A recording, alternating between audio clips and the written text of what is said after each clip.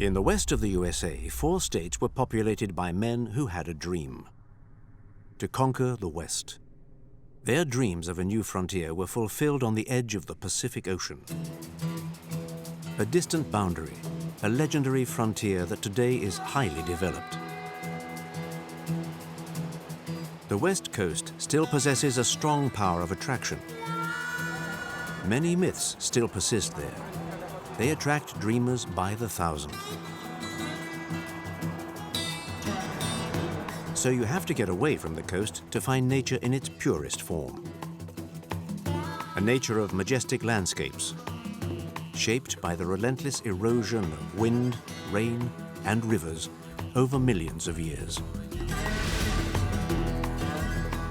Man has left his mark on an environment that he has managed to tame for his own comfort and pleasure.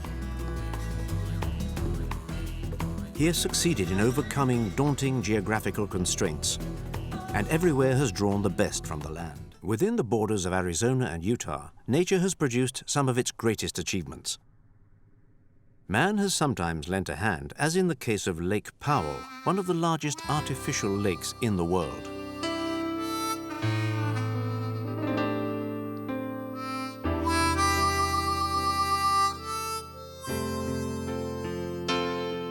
Its shoreline runs for 3,500 kilometers, which is longer than the entire west coast of the USA. The lake is fed mainly by waters of the Colorado River. It took nearly 20 years to fill all the inlets of Glen Canyon, the longest canyon carved out by the river, which has now been dammed.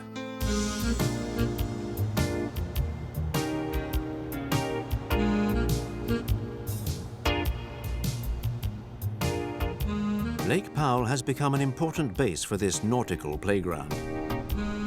Originally, the lake was created to stabilize the unpredictable course of the Colorado and to produce electricity. In some places, the lake can be as deep as 170 meters. Lake Powell is so vast that it's impossible to discover all its little backwaters, even if you spend several days there.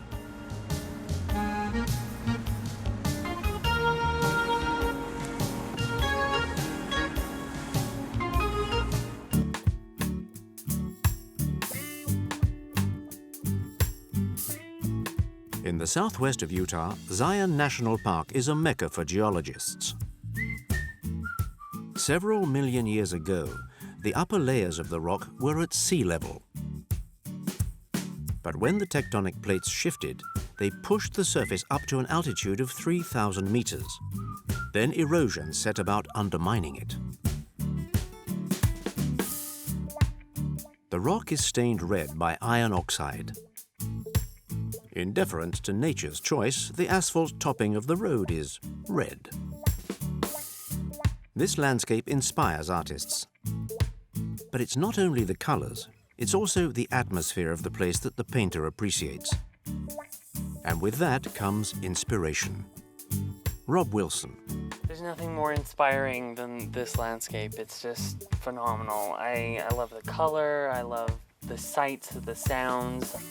I really love being out in nature and painting in plein air, and there's just nothing better than that, in my opinion.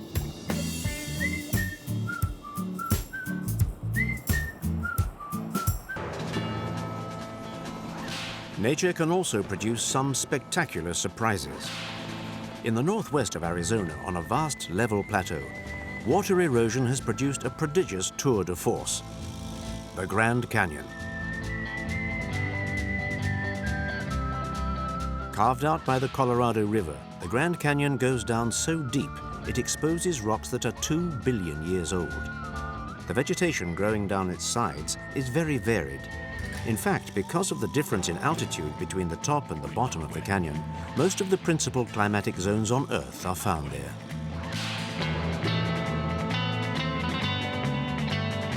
Beside the majesty of nature, man feels very small.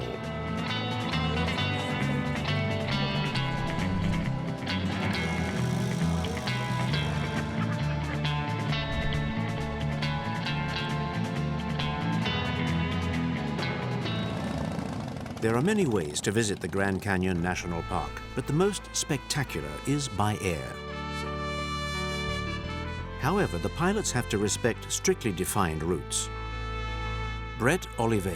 We cannot go down into the canyon because it is no longer safe, and it also makes a lot of noise for the people that are down inside the canyon. Discovering the beauty of the canyon from the sky has become a veritable industry. Approximately 100,000 people fly over the Grand Canyon or into and out of the Grand Canyon each year. There are approximately 50 helicopters based here and another 20 airplanes.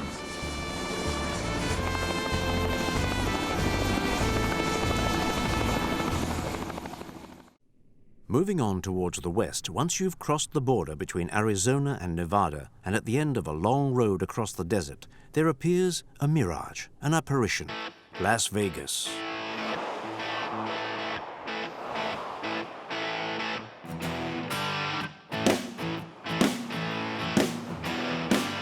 Las Vegas produces 70% of the income of the state of Nevada. The gambling town turns over a lot of money and attracts visitors from all around the world. It's a cosmopolitan town, but also an unlikely town that sprung from nowhere. Here, the historic monuments are imitation. The only genuine monuments are those raised to the glory of money, the casino hotels. Gambling was made legal in Las Vegas at the beginning of the 1930s to finance the education budget. Since then, takings have gone through the roof.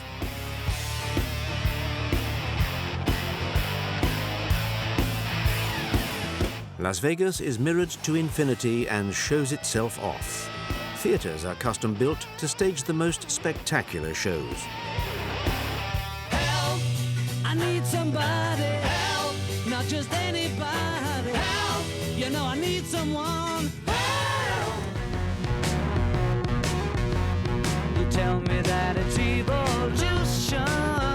Well, you know. Las Vegas is a town like no other. It's designed like a fun park with an incredible sense of excess. Las Vegas has become a myth. And for millions of visitors, it's important to immortalize the days when you rubbed shoulders with a legend.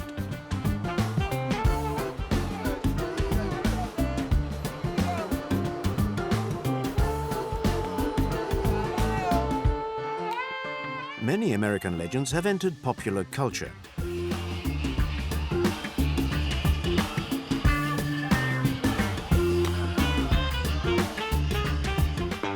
Sometimes luck just passes you by.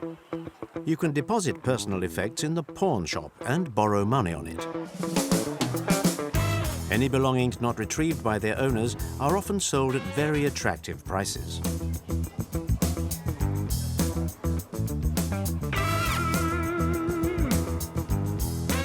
Most of the objects pawned could be described as bric-a-brac, but you can come across some little treasures. Portuguese design, Japanese made, one of the very first Japanese guns, samurai gun, late 1600s, early 1700s. Apart from its gambling, Las Vegas is known the world over for another speciality, marriage. Why? Quite simply because the law of the state of Nevada allows you to marry and divorce without complicated formalities. What's more, here you can arrange your wedding as you like it. People come a long way to get married in Las Vegas. The people that they're brave to get married, they want to say, yes, I do. More likely that the one person that we got. Everywhere in the world. Everywhere. Name a country, we already have one of those here. In Las Vegas, you can get married any way you want. So why not in a helicopter? Yeah, we wanted to get married. Could have went scuba diving, could have done it in the sky. But on the helicopter, it's nice and safe, and you don't have to do much work, so come to Vegas. It feels more romantic in helicopter. Here, everything is possible. You can even be married by Superman. You just have to give the minister the appropriate costume. I've always wanted to be Superman. Yeah, There's 3 or 4 reasons they come to Las Vegas to get married. Number 1, it's not expensive. Number 2, there's no waiting period or blood test in the state of Nevada. And number 3, a lot of them like to do a wedding like they want without worrying about family and friends and what they want. People kind of do what they want to do. And Las Vegas is a magic place. The Reverend James Harvest is ready. I leap tall buildings. I jump over kiddie cars.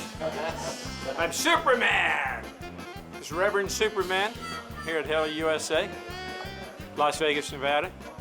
Only place in America that a couple get married with Superman. I'm the only Superman in the world that is licensed to do weddings. One small problem. The real Superman's logo isn't on his back. It's on his chest.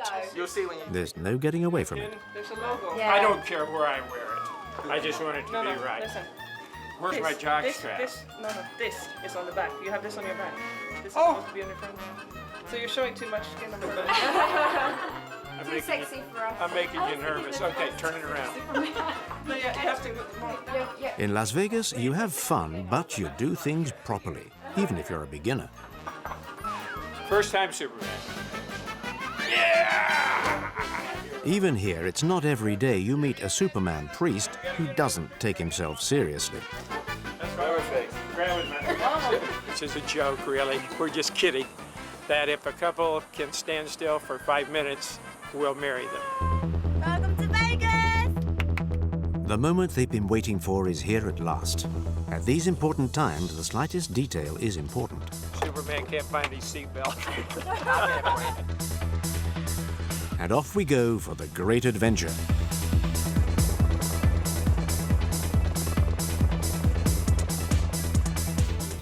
Going from Nevada into California, you pass through Death Valley, a fearsome desert. The geology of the valley is very unusual. It was the lifting up of the neighboring mountains that gave it its shape. The road goes down, and at Zabriskie Point, the land is rich with a variety of minerals which give the rocks their unreal colors. The rock is being constantly and severely eroded because of high temperatures and violent winds. The shapes are imperceptibly changing all the time.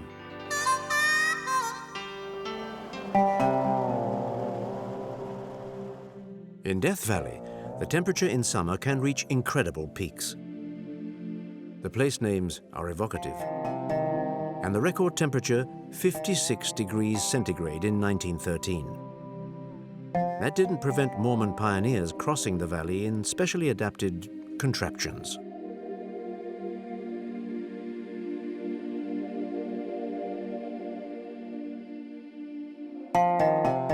Suddenly, from out of the heat, a surprising edifice emerges.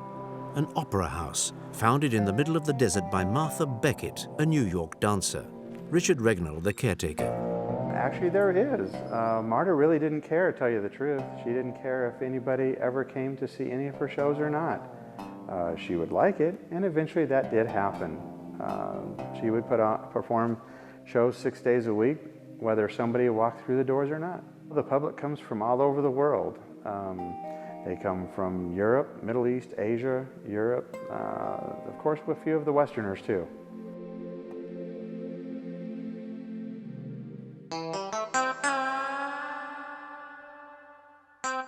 "10 million years ago, during the Ice Age, there was a huge 200-kilometer-long lake in the valley. As it evaporated, the lake water deposited a thick layer of minerals, which is still there in some places. The Devil's Golf Course is covered with salts and dried mud.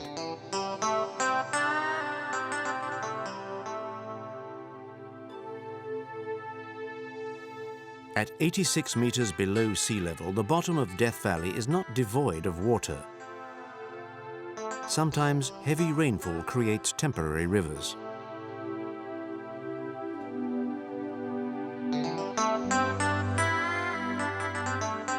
Thanks to the variety of its rocks and the different effects of erosion, Death Valley presents a surprising diversity of landscapes. There are even dunes of pure sand that are transformed as the light changes.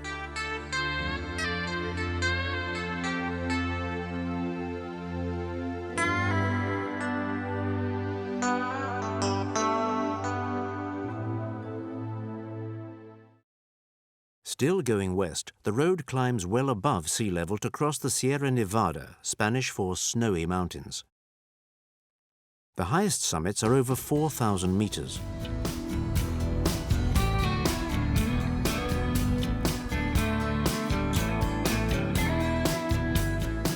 In the middle of the 19th century, the mountain range witnessed the gold rush.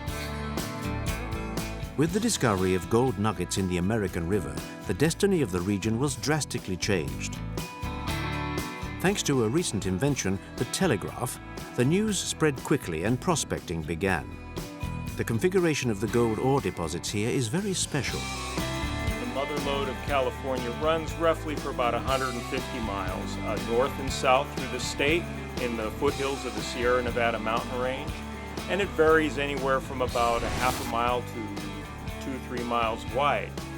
The mother lode itself consists of what are called quartz veins, and these quartz veins are what have the gold in them. The gold itself is on top of the quartz veins and also goes way down inside the earth, and that is consequently why the miners dug these holes in the ground, was to extract that gold in the quartz veins.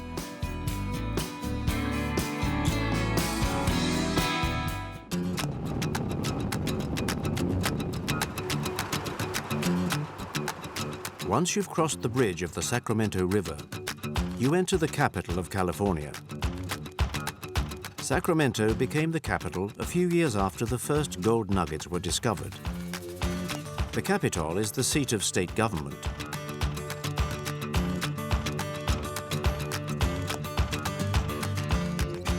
Modern architecture contrasts with the buildings of the old town.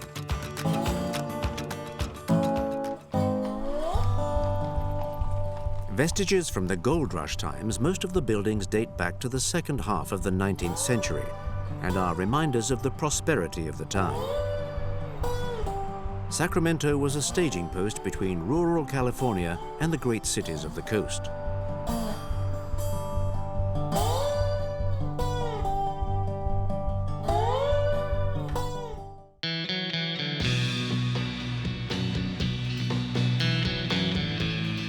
In California, the aeroplane is part of the way of life. In Cameron Air Park, the streets have aeroplane names and are wide enough for 2 planes to pass. Cameron Air Park is a village for pilots. Alan Thomas.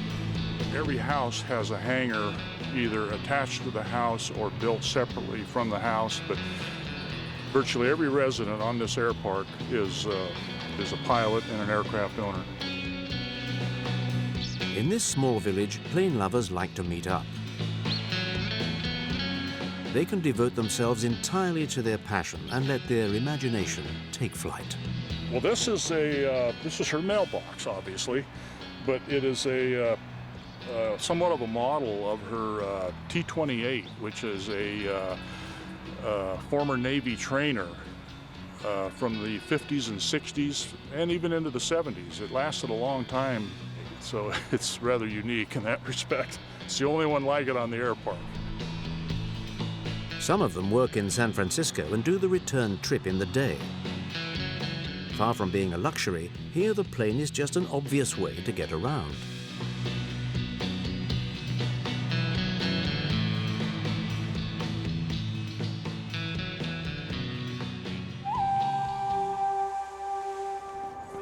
Napa Valley, 6 a.m.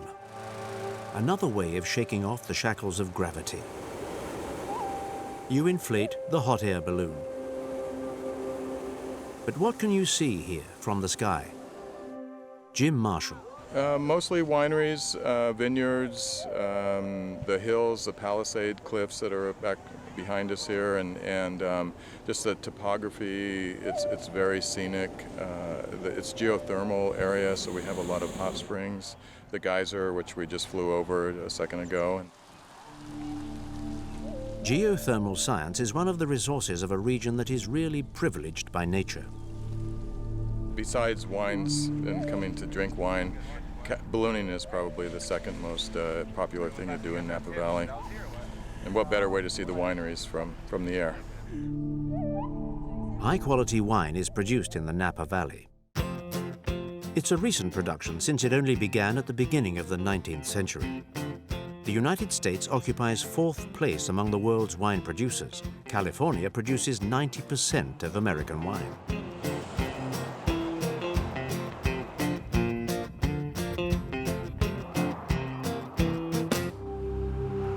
As we go towards San Francisco, vines give way to forest. Here we find the tallest tree in the world, the sequoia. The sequoia is a conifer that can live for 2,000 years. It can also grow taller than 100 meters. The tree grows quickly and is very resistant to forest fires because of the thick, spongy bark.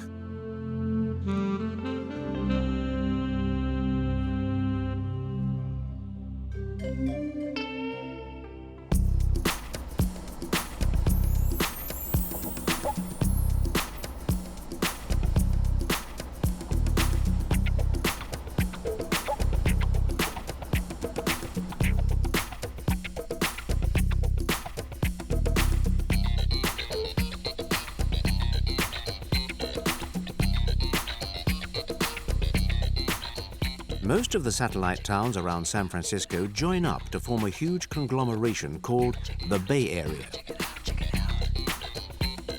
This has a population of over 7 million and is one of the biggest economic zones in the USA. Built in 1930, the Bay Bridge is 7 kilometers long. It runs right into the heart of San Francisco, the mythical town of Northern California.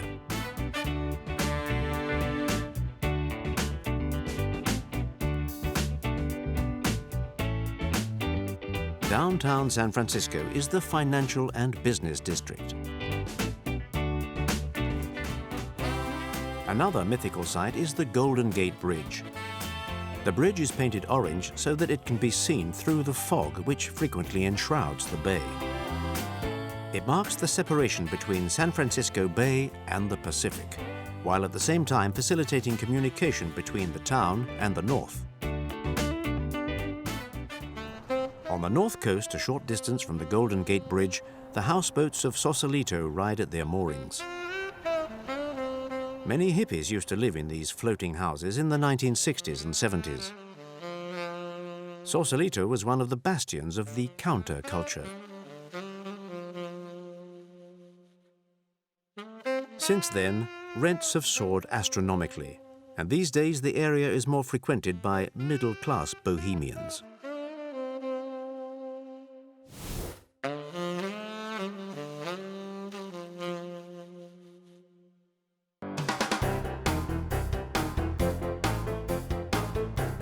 San Francisco is built on about 40 hills, and because of this, as the traditional grid plan of American towns was adopted, the slope on some streets is quite unnerving.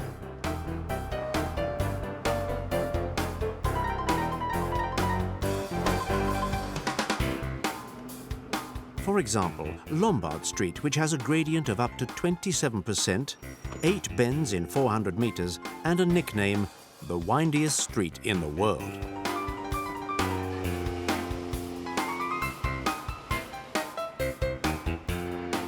They had to find a system of public transport able to cope with the slope. So they invented the cable car, a sort of tram car that has become an historic monument. The cable car is pulled by a cable that unrolls in the roadway. A traditional tram wouldn't be able to move, let alone brake, on these slopes, with metal wheels on metal rails.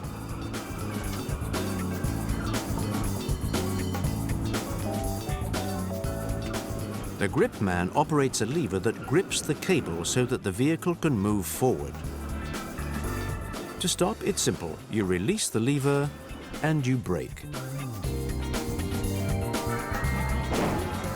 At the end of the line, it's just as easy. There's a turntable, and in a few seconds, the cable car has turned around. It's ready to move off at a steady speed of 15 kilometers an hour. It's the only system of its kind in the world.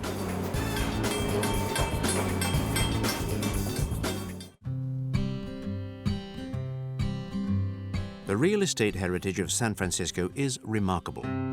Thousands of Victorian houses have survived since the end of the 19th century, despite earthquakes, fires, and property developers.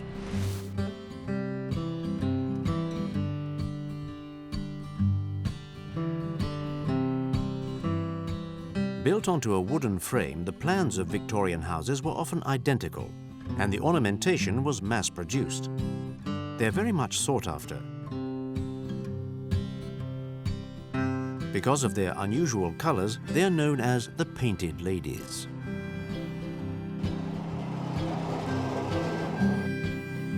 Very open to the outside world, the town of San Francisco has always attracted immigrants from the world over, and in large part from the Asian continent.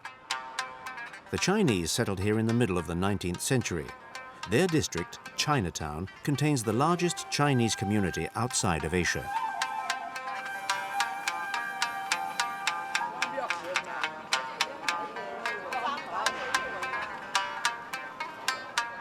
The first Chinese, mainly Cantonese, came at the time of the gold rush. They were fleeing from the great economic and political difficulties of their own country.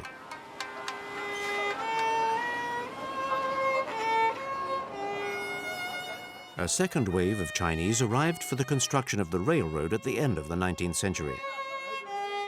To help each other and also for entertainment, they formed a very close-knit community. Haight and Ashbury streets gave their name to a very famous district with the reputation of being very liberal, very tolerant. During the 1960s and 70s, Haight-Ashbury was the epicenter of the hippie movement and the counterculture.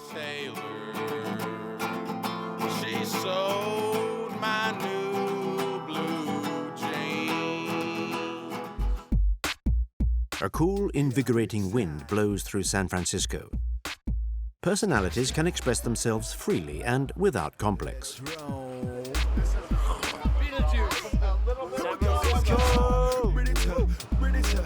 The Castro Street district has turned San Francisco into the gay capital of the United States. Here, people can freely demonstrate their preferences without worrying about what the neighbors might say.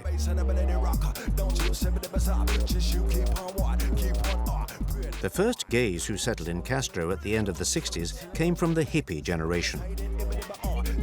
They chose to live in an area where the art of being different had been cultivated for years. Today they're celebrating Halloween. The costumes give everyone the chance to accentuate their originality even more.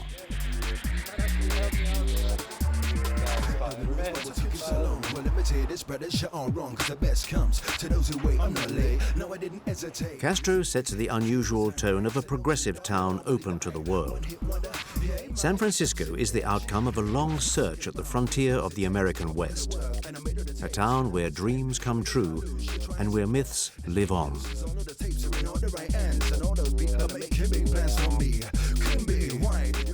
South of San Francisco, the last frontier is marked out by towns with legendary names that shine like promises. Towns with just one horizon, the Pacific.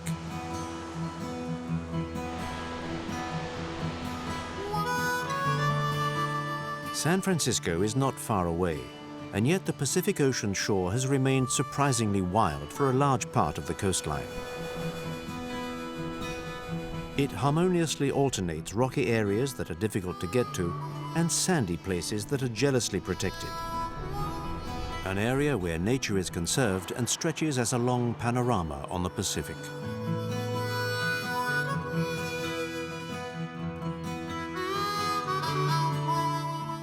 In the old days, sardine fishermen and whale hunters used to berth in the port of Monterey.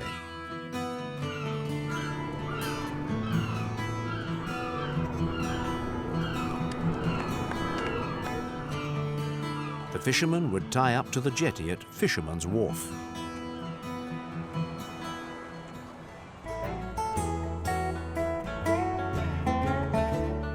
One very spectacular road is 17 Mile Drive. It passes through the most beautiful landscapes of the Monterey Peninsula. This toll road is lined with huge houses and luxurious properties that share among themselves the best sites around 3 golf courses.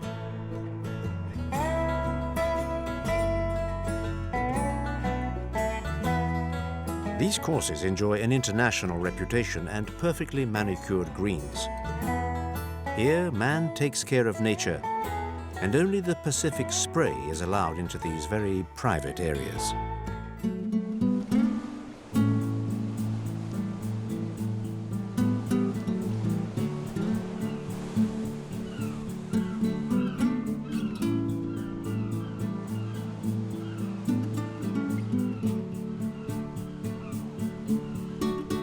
man lives at one with the wild nature that surrounds him. He keeps a particularly close watch on the tranquility of the sea lions that congregate on the rocky islets. Visitors are welcome. In a highly protected environment, nature seems to give its creativity free rein.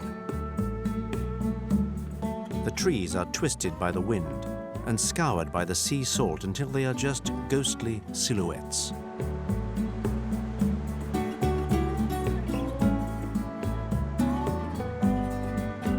It was on the beach at Carmel that the first Spanish explorers landed.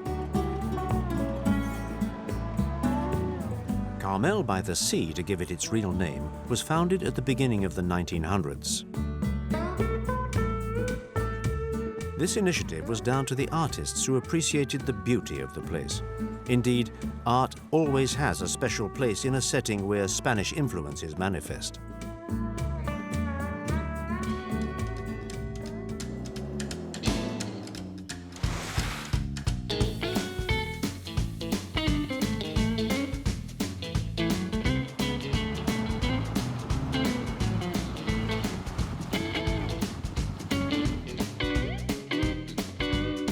Further south, the fields remind us that California is the leading state for farming in the United States.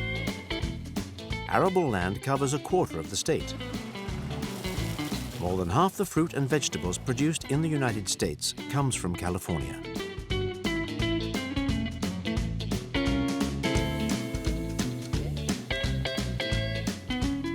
Some of the farms practice the pick-your-own system.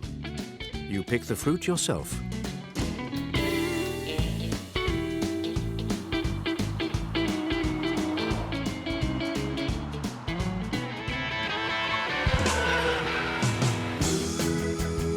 The image of California is often associated with surfing, a really mythical sport. Surfing was introduced to the Californian beaches from Hawaii at the end of the 19th century. The sport belongs to the popular culture in California.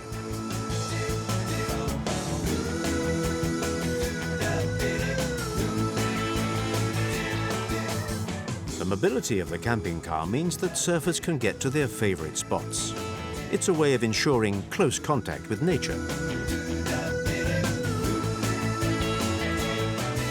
Santa Barbara and its beaches are iconic in California and known to all as the American Riviera.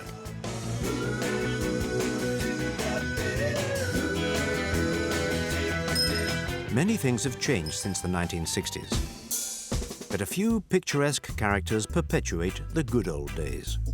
Straight out of the hippie movement, Flower Power, one survivor shares his experience and his vehicle. Come take a look, kids. Take a picture over here with me. You want to take a picture with the hippie? Stand on the magic carpet. See the magic carpet, sweetheart? And let's do a peace sign. Now do the peace sign to Mom. Ready? Peace. This professional hippie, as he calls himself, has always been a groundbreaker. If you look on the door, long before there was Facebook, I had over 300 of my friends paint themselves in my circle of love. This is the original social network. Hippie inner Facebook, huh? Invention? Hallucination? The hookah on the side of the art car, can you see it? Is fully functioning from Alice in Wonderland. So you can smoke marijuana right off of the art. That's what makes it the ultimate hippie band. Isn't that great? A real film set. Lights, camera, action! All right. All the world's a stage. We are all but the players upon the stage of life. Don't panic, go organic. Here, all passions can express themselves. The 1960s are still very popular and even have some new converts.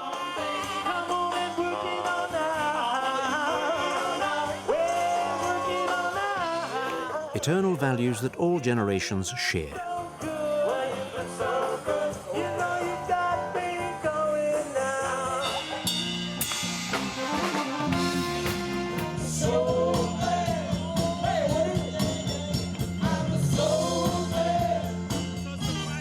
At one with nature and in tempo with its history, the American West has remained faithful to its landmarks. The ocean stands as the last frontier. marking the fulfillment of legendary America.